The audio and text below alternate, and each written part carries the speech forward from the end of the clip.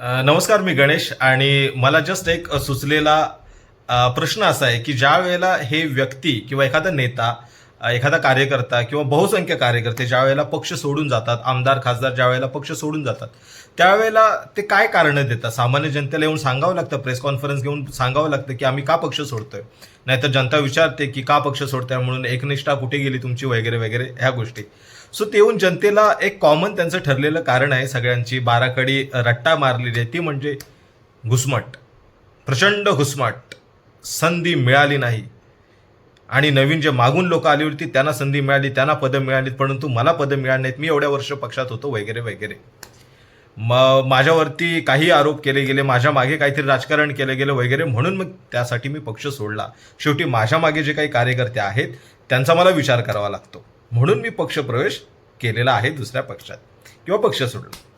So पण खरं कारण जे काय आहे किंवा असतं ते सामान्य जनतेला, प्रत्येकाला, त्या जिल्ह्यातल्या, त्या तालुक्यातल्या किंवा त्या शहरातल्या, राज्यातल्या लोकांना माहीत असतं की नेमकं हा बाबा पक्षप्रवेश का करतोय.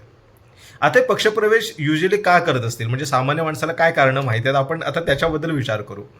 एक म्हणजे स्कॅम, फ्रॉडमध्ये कुठच्या तरी गुंतलेले असतात. जर मंत्री राहिले असतील तर कोणत्या तरी एखाद्या योजनेमध्ये पैसे खाल्लेले असतात, कुठेतरी मोठ्या टेंडरमध्ये पैसे लुटलेले असतात.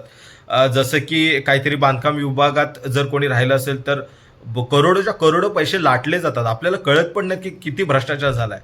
सो भ्रष्टाचार केलेला असतो. किंवा दुसरी एखादी व्यक्ती असते ती क्राईममध्ये, क्रिमिनल जी व्यक्ती असते ती अडकलेली असते. काहींवरती केसेस तर अशा असतात की बलात्काराच्या केसेस असतात, खंडणीच्या केसेस असतात, हाफ मर्डरच्या केसेस असतात. सो अशातून जर अशातून वाचायचं असेल तर मग त्यावेळेला पण पक्षप्रवेश केल्याशिवाय पर्याय नसतो, नाहीतर सत्ताधारी चाबूक घेऊन बसलेलाच असतो. सत्ताधारी ह्या बाजूला आला काय, त्या बाजूला आले काय, म्हणजे विरोधक जरी सत्तेत आले तरी तेच करतात किंवा सत्तेतले पण आता लोक तेच करतात. परंतु आता सध्या जरा जास्त चाललंय असं भासतंय, असं जाणवतंय. सो एक म्हणजे स्कॅम, फ्रॉड, भ्रष्टाचार केलेला, आणि दुसरं म्हणजे क्राईममध्ये अडकलेली, गुन्ह्यांमध्ये अडकलेली व्यक्ती.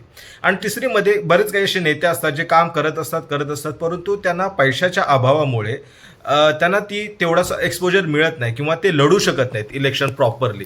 सो त्याच्यामुळे काय करावं लागतो, पैसा हे पण त्यांना उद्दिष्ट ठेवावं लागतं. ज्यावेळेला एखादी पार्टी त्यांच्या कुवतीपेक्षा 10 पट, 15 पट, 20 पट ज्यावेळेला पैसे वाटते, देते त्यांना, त्यावेळेला मग शेवटी विचार करतात. त्यांचे कार्यकर्ते पण कंटाळलेले असतात, एवढ्या वर्ष पक्षात राहून आपल्याला संधी मिळत नाही, आपण सत्तेत येत नाही, आपल्याला काही योजना मिळत नाही, टेंडर मिळत नाहीत. सो मग कार्यकर्तेच सांगतात की बाबा ठीक आहे, आपण एकदा पक्षप्रवेश करूया.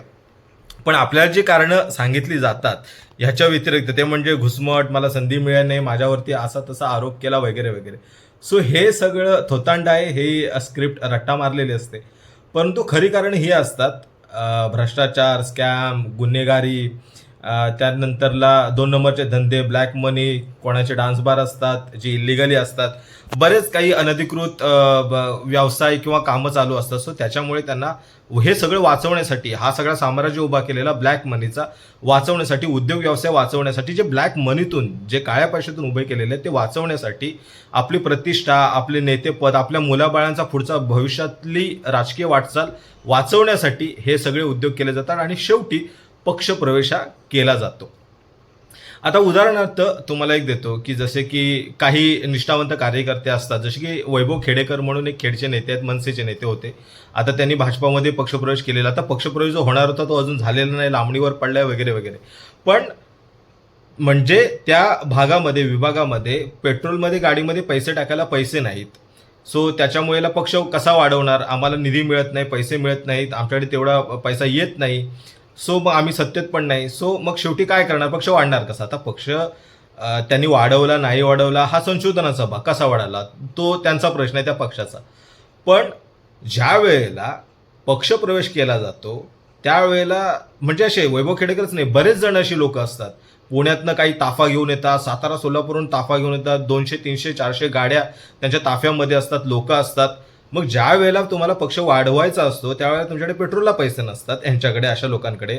पण ज्या वेळेला पक्षप्रवेश होतो त्यावेळेला मग 300, 400, 500च्या ताफा गाड्या कुठून येतात, त्यावेळेला हा एवढा पैसा, त्यावेळेला हे सगळं मोठा एक मंडप उभारून, मोठी सभा घेऊन एक आयोजन केलं जातं आणि पक्षप्रवेश केला जातो. मग हे सगळ्या गोष्टी कुठून होतात, मीडियामध्ये त्यांच्या बातम्या येतात, मीडियाला पैसे कोण देतं, वगैरे वगैरे.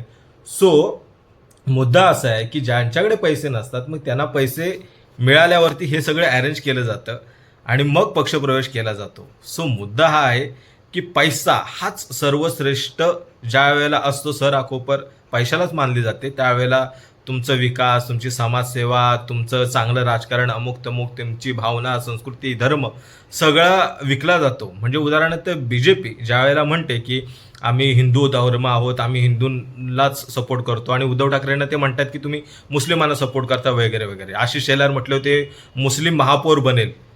मुद्दा असा आहे की मग तुम्ही ज्या वेळेला मुस्लिमांच्या संघटना असतात किंवा संस्था असतात त्यांना तुम्ही 10 करोड रुपये कसे काय वाटता, 10 लाख रुपये कसे काय देता, तुम्ही त्यांना पैसे कसे वाटता, तुम्ही त्यांना मोदींचा शिदा कसा काय देता. सो तुम्हाला मुसलमान नको आहेत का, त्यांची मतं नको आहेत का, तुमच्या पक्षात कशी मुस्लिम पदाधिकारी आहेत मग. सो हे सगळं चालू असतं.